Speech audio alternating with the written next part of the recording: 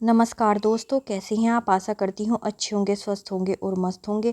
तो जी हमारे एक नए व्लॉग में आपका फिर से स्वागत है। और हमारी सुबह की शुरुआत हो चुकी है भगवान की पूजा के साथ। और भगवान की पूजा करने के बाद फिर बनाना है मुझे नाश्ता। आज मैं बनाने वाली हूँ नाश्ते में कद्दू और पूरी, क्योंकि आज थोड़ा जल्दी जाना है, इसलिए मैं नाश्ता और लंच आज एक साथ ही बना रही हूँ। और हम सभी को कद्दू पूरी बहुत ज़्यादा पसंद है, इसलिए मैंने सोचा आज लंच और ब्रेकफास्ट दोनों एक साथ ही बना दूंगी। इससे मेरा थोड़ा काम आसान हो जाएगा और मैं फिर एक्स्ट्रा कुछ काम अगर मुझे करना होता है तो मैं वो भी कर लूँगी। वरना सुबह का नाश्ता बनाने के बाद फिर साफ़ सफाई करो और फिर बाकी का काम करो और फिर दोपहर में लंच बनाओ, तो इसमें हमारा बहुत सारा समय चला जाता है। लेकिन जब हमारे घर में इसी तरह से खाना खाते हैं तो और ब्रेकफास्ट करते हैं और फिर लंच लंच करते हैं दोपहर का, तो उसी हिसाब से फिर हम खाना बनाते हैं। और एक साथ हम सारा खाना बनाकर नहीं रखते, लेकिन अगर इनको किसी दिन कहीं जाना होता है फिर तो हम एक साथ ही बना लेते हैं। और आज इनको बाहर कहीं जाना है, इसलिए अब मैं एक साथ ही लंच और ब्रेकफास्ट बना दूंगी। तो जी यहाँ मेरी पूजा लगभग हो गई है और अब मैं चलूँगी अपने किचन में। तो अब आ गई हूँ मैं अपने किचन में। और ये मैंने यहाँ प्याज को कट किया था और ये मैंने कुकर में चढ़ा दिया है और मैंने इसमें डाल दिया है 2 चम्मच सरसों का तेल। और अब मैं करने लगी हूँ कद्दू बनाने की तैयारी। और ये मेरा तड़का यहाँ हो रहा है तैयार। और ये मैंने डाल दी है यहाँ लगभग 1 चम्मच मेथी। और क्योंकि कद्दू बनाते हैं तो मेथी ही उसमें डाली जाती है और मेथी से इसका फ्लेवर बहुत अच्छा आता है। और ये मैंने डाल दी है एक छोंक की मिर्च, और तड़के में मैं छोंक की मिर्च ज़रूर डालती हूँ। और बस थोड़ा सा मैं वैसे धनिया भी डाल देती हूँ कभी कभी, लेकिन इतना ज़्यादा कुछ नहीं डालती। और ये अब मैं अपने जो तड़का है इसको करूँगी तैयार, और ब्राउन होने तक इसको ऐसे ही भूनेंगे। और ये देखो हमारा तड़का ब्राउन हो गया है। और अब हम इसमें डाल देंगे आधा चम्मच हल्दी, और हल्दी को भी ब्राउन होने तक हम इसी तरह भूनेंगे और ये बहुत अच्छा कलर छोड़ती है फिर। और अब मैं डाल दूंगी इसमें ये कद्दू जो मैंने बारीक बारीक कट किया हुआ था। और अब मैं इसको डाल के अच्छे से मिला दूंगी। और मैंने ये कद्दू जो काटा है इसका जो हरा हरा छिलका है वो मैं इसके साथ ही काट देती हूँ, क्योंकि हरे कद्दू में छिलका उतारने की ज़रूरत नहीं होती। और वो क्योंकि पतला छिलका होता है और गलने में बहुत ही आसानी होती है, तो मैं इसी तरह उसको काट देती हूँ बिना छिलका उतारे ही। और इसमें पौष्टिकता भी होती है, तो इसलिए मैं हरे कद्दू का छिलका नहीं उतारती।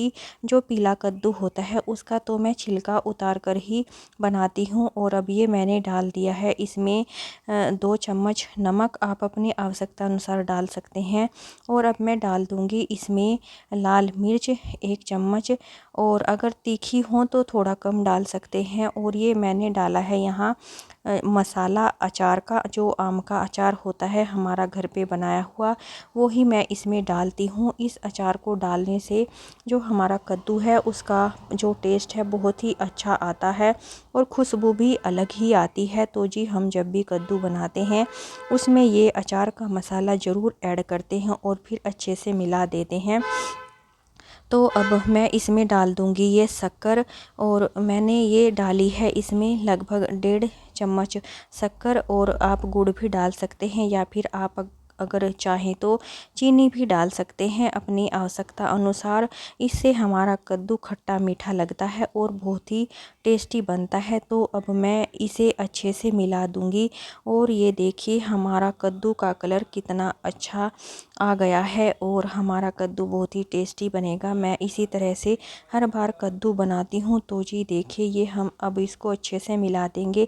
और हाँ, मैंने इसमें 1 पिंच वो भी डाला है, क्या बोलते हैं, हींग भी डाला है, जो मैं बताना भूल गई थी। और अब मैं इसको अच्छे से ढक दूंगी।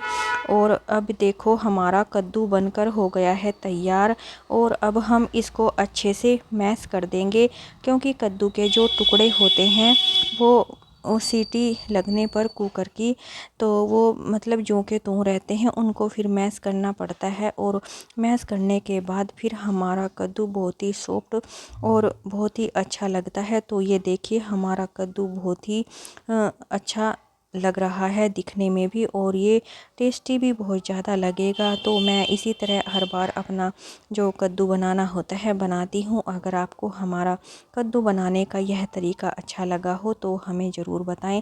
और मैं कद्दू के साथ हर बार पूरी भी बनाती हूँ, जो हमारे बच्चों को बहुत पसंद आती है कद्दू पूरी। और उसके साथ लस्सी वगैरह का तड़का लगाकर बनाए तो बहुत ही अच्छी जो होती है जो रेसिपी बन जाती है। और हम इसी तरह से लगभग हर बार बनाते हैं। और क्योंकि पकवान के साथ दही वगैरह कुछ ना कुछ ज़रूरी होती है। तो जी खाना वगैरह बनाने के बाद मैं लग गई हूँ अब कपड़े धोने, क्योंकि हमारे कपड़े भी कुछ ज़्यादा ही हो गए थे। और यूनिफॉर्म वगैरह भी बच्चों की थी, दो दो यूनिफॉर्म होती हैं, तो फिर उनको धोना भी पड़ता है और गंदी हो जाती हैं और बच्चे फिर अच्छे नहीं लगते गंदी यूनिफॉर्म में।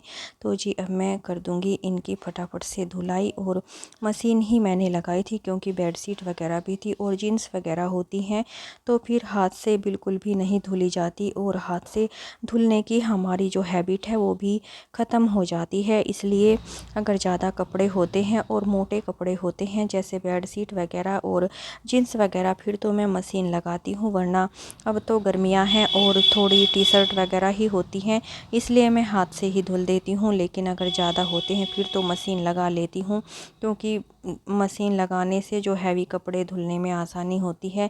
तो जी अब मैं ये कपड़े वगैरह धोने के बाद फिर करूँगी अपने घर की साफ़ सफाई, क्योंकि वैसे मैंने झाड़ू वगैरह तो पहले ही लगा दी थी। और अब मैं कपड़े धोने के बाद ही लगाऊंगी पोछा, क्योंकि जब कपड़े धुलते हैं तो अंदर बाहर बच्चे घूमते हैं और फिर ये पैर वैर अंदर बाहर हो जाते हैं। और जो गंदे पैर लेकर बच्चे जाते हैं अंदर तक गीला कर देते हैं। तो इसलिए कपड़े धोने के बाद ही मैं पोछा लगाती हूँ और फिर साफ़ भी हो जाता है। तो जी अब लगभग ये कपड़े यहाँ धुल ही चुके हैं और अब मैं इनको धूप में फैला दूँगी, क्योंकि उसके बाद फिर मुझे और काम भी करना है। और क्योंकि अपने कुछ पर्सनल काम भी होते हैं जो उनको भी करना होता है। तो अब मेरे कपड़े सभी धुल चुके हैं और अब मैं लगाने लग गई हूँ यहाँ पोछा, क्योंकि पैरों से अंदर तक थोड़ा गीला गीला हो जाता है और फिर फर्श पे थोड़ा फिसलने का भी डर रहता है। तो इसलिए अब मैं पोछा लगा के इसको यहाँ साफ़ कर दूँगी और फिर करूँगी बाकी का काम। लंच और हमारा ब्रेकफास्ट तो आज एक साथ ही बन गया था और मैंने बार बार से नहीं बनाया है, क्योंकि इनको आज कहीं जाना था सुबह सुबह, तो इसलिए साथ ही बना दिया था। और तो जी आज का व्लॉग हम यहीं समाप्त करते हैं। Bye bye.